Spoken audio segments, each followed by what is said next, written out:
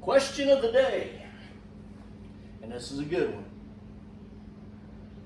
How long can I stare at this before I'm morally obligated to just do it?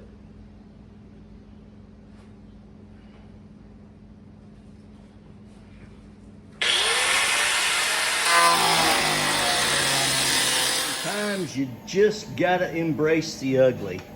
I got the rear quarter cut out of it.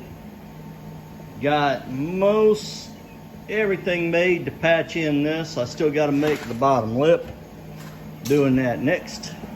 But beautiful day. It was a great day to skip work. Although I think I probably worked harder here, maybe. I don't know.